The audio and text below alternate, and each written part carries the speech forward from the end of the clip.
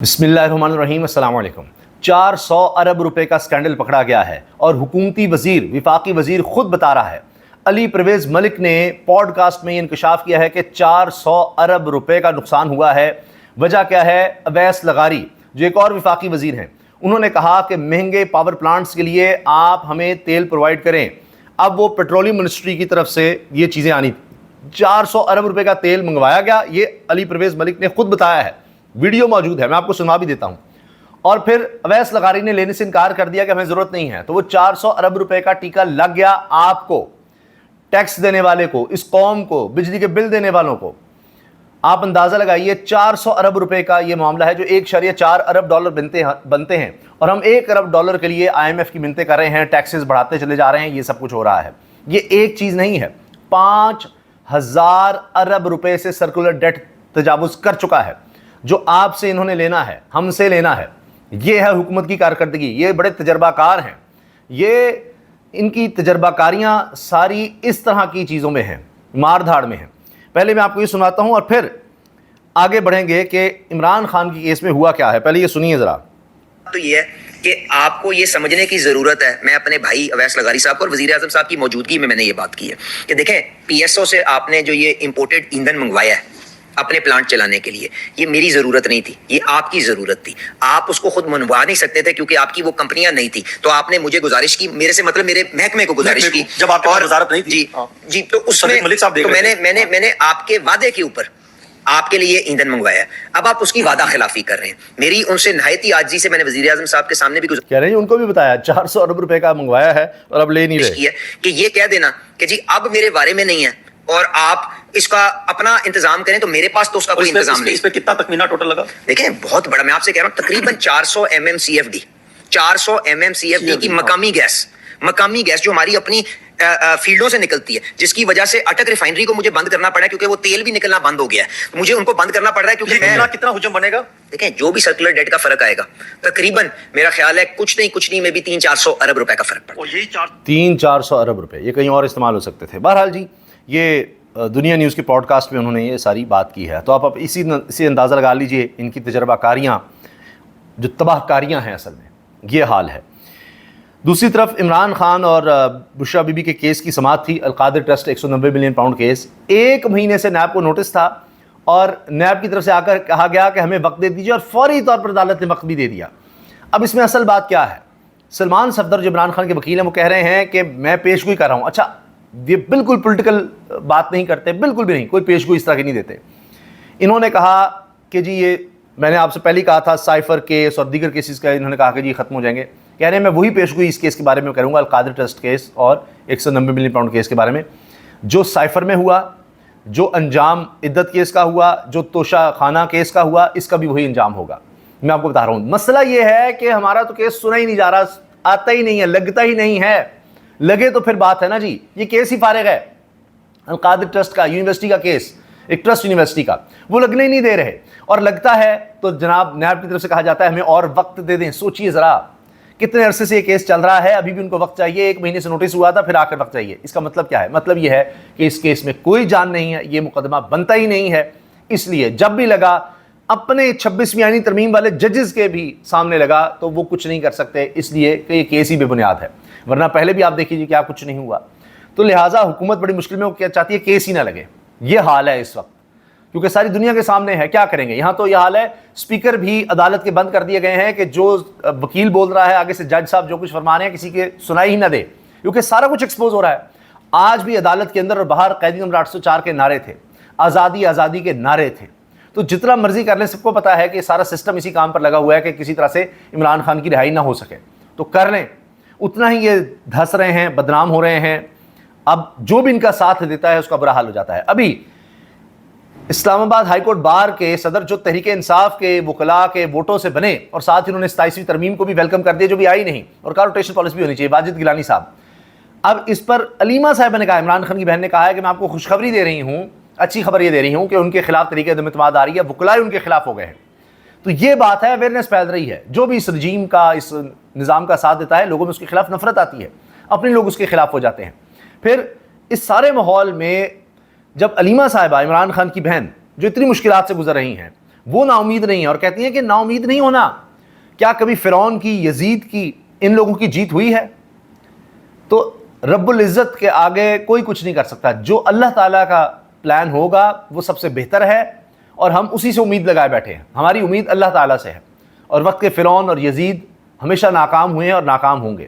تو جب وہ اتنی امید کر رہے ہیں تو پھر ظاہر ہے تحریک انصاف کے لوگ پھر ساتھ کھڑے ہوتے ہیں.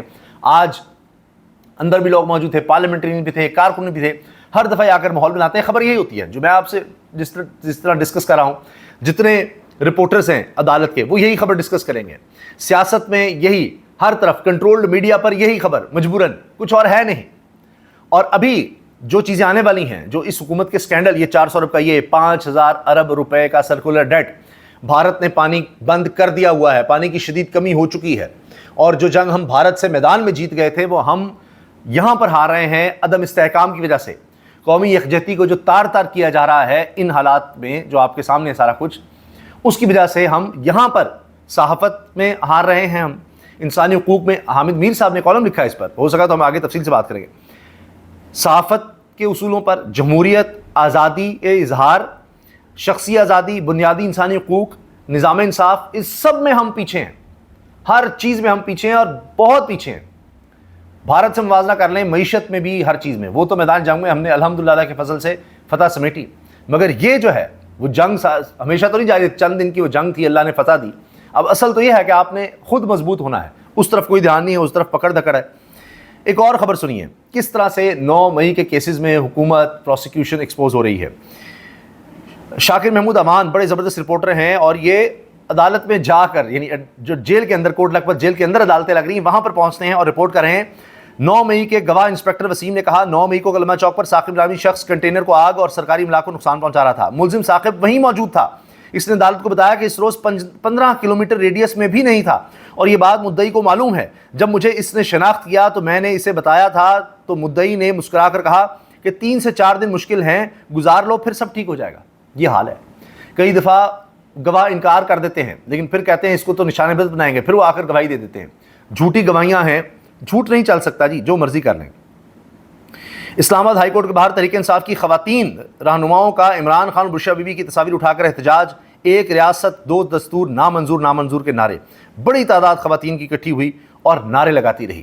خواتین بھی اس میں نظر آ رہی ہیں.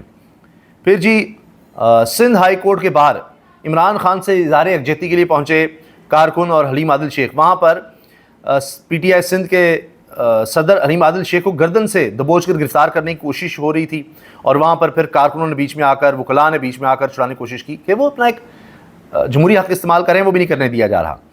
پھر دیکھیے عمران خان اور بشرا بی بی کی سزا معطلی کی درخواست, 5 ماہ سے دائر درخواست پر جواب دینے کے لیے نیب نے مزید مہلت مانگ لی. اسلام آباد ہائی کورٹ بھی نیب کی استدعا فوری قبول کر کے کہا سماعت عید کے بعد تک ملتوی. پھر چھٹیاں آگے, پھر آگے چلے جائیں. سب کو نظر آ رہا ہے کیا ہو رہا ہے. بعض اوقات یہ ہوتا ہے کہ آپ لوگوں کے لیے, ملک کے لیے, جس طرح نیلسن منڈیلا ہے, لوگوں کو شعور دینے کے لیے وہ 27 سال اس نے جیل کاٹی. بہت سے کام ایسے ہوتے ہیں آپ جیل سے باہر نہیں کر سکتے, جیل میں رہ کر کرتے ہیں. اور عمران خان کو جتنا عرصہ جیل میں رکھ لیں گے کیا کر لیں گے, اس کی مقبولیت اتنی بڑھے گی. اب سمجھ نہیں آ رہی کہ پھر کرنا کیا ہے. جعلی جھوٹے مقدمے ہیں, ان کو کس طرح سے چلانا ہے. لگا ہی نہیں رہے, لگتے ہیں تو کیس فارغ ہو جاتے ہیں. ساری توجہ اسی طرف ہے اور وہاں پر بھارت آپ کا پانی بند کر بیٹھا ہے اور اس کی کوئی اسٹریٹجی سمجھ نہیں آ رہی کہ کرنا کیا ہے. سارا فوکس اس طرف ہے کہ خان کی کیس نہ لگے, نیب کو اس طرف لگایا ہوا ہے, سارے اداروں کو, پولیس کو, سب حکومت کا سارا فوکس ہی اس طرف ہے. اب صرف یہ کہ جی عمران خان کہیں رہا نہ ہو جائے, اس طرف توجہ ہے. اسلام آباد ہائی کورٹ کے باہر وزیر اعظم عمران خان کے نعرے بلند, دفعہ 804 نافذ. یہ لوگ لکھ رہے ہیں جی, تحریک انصاف لوگ کہہ رہے ہیں دفعہ 804 نافذ ہو گئی. سابق صدر ڈاکٹر عارف الوی کے لیے بھی خوشخبری آئی ہے. پبلک اکاؤنٹس, ان کے بینک اکاؤنٹس منجمد کیے گئے تھے.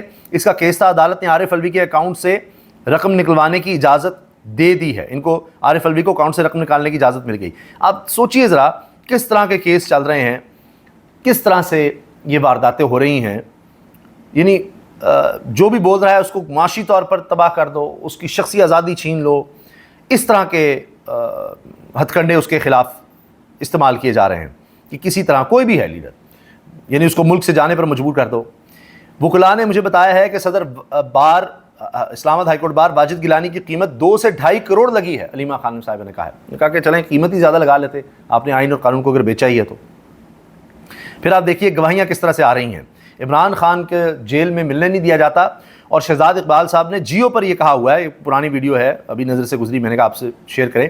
وہ کہتے ہیں کہ 60 سے 70 سے بھی زیادہ لوگ ہوتے تھے, اسی والا کمرہ ہوتا تھا میاں نواز شریف سے ملاقات کرنے کے لیے. کہتے ہیں میں خود گیا, جیل میں انٹرویو کر رہا تھا, میں مریم صاحب کا انٹرویو کیا, نواز شریف کا انٹرویو کیا, سب لوگ مل رہے تھے, دیگر سے بھی بات ہو رہی تھی. یہ سنیے ذرا کہ وہ کیا کہہ رہے ہیں. جب میں گیا تو وہاں کیا ماحول تھا, کس طرح سے ہماری ملاقاتیں کروائی جاتی. صحافیوں کو کچھ سوچ سکتا ہے عمران خان کی اس طرح کو ملاقات کروائی جائے یا کیا جائے, اے سی لگے ہوں اور موجیں ہوں. نواز شریف صاحب جب ایونفیلڈ کیس میں سزا ہوئی مریم نواز صاحب اور ان کو جو ہے اڈیالہ جیل میں بند کیا گیا, میں ان سے ملاقات کرنے کے لیے ایک میٹنگ میں گیا تھا, اور میں اس کا ذرا احوال بتاتا ہوں, بڑا امپورٹنٹ ہے کیونکہ آج کل بڑی بحث ہوتی ہے نا, اسی نہیں فلانا نہیں ہے. تو تقریباً جو جمعرات کا ملاقات کا دن ہوتا تھا اس میں 60-70 لوگ یا شاید اس سے زیادہ بھی لوگ ان سے ملنے جاتے تھے, جس میں فیملی ممبرز, پارٹی کے تمام رہنما وہ قطاریں بنا کے اڈیالہ جیل میں پہنچتے تھے. 10-10 کی ٹولیوں میں ان کو اندر جانے کی اجازت ہوتی تھی. ایک بڑا کمرہ تھا جس میں آرام سے 15-20 لوگ آ سکتے تھے, بیٹھے ہوتے تھے میاں صاحب کے ساتھ, گفتگو ہوتی تھی, ٹھنڈا اے سی وغیرہ سب چل رہا ہوتا تھا, بڑے آزادانہ ماحول میں بات ہو رہی ہوتی تھی. آزادانہ ماحول میں آپ سوچیے ذرا, 60-70 سے بھی زیادہ لوگ ہوتے تھے. یہ ایک دن کا احوال ہے, ایک دن کا. اندازہ لگائیے, صحافی بھی جا کر انٹرویو کریں, آ کر باہر چھاپے بھی جو مرضی کریں. یہ تو حال ہے جی, یہ سب کچھ ہو رہا ہے. ابھی تو آپ دیکھیے گا آگے آگے کیا ہوتا ہے. پھر جی یہ علیمہ صاحبہ کا پیغام ہے, یہ قربانی دینے والی عید ہے اور خان قربانی دے رہا ہے, ہم بھی قربانی دیں گے, نا امید مت ہونا. فرعون, یزید کوئی کامیاب نہیں ہوا, یہ بھی کامیاب نہیں ہوں گے. یہ اسلام آباد ہائی کورٹ سے کے باہر سے عوام کے لیے پیغام ہے.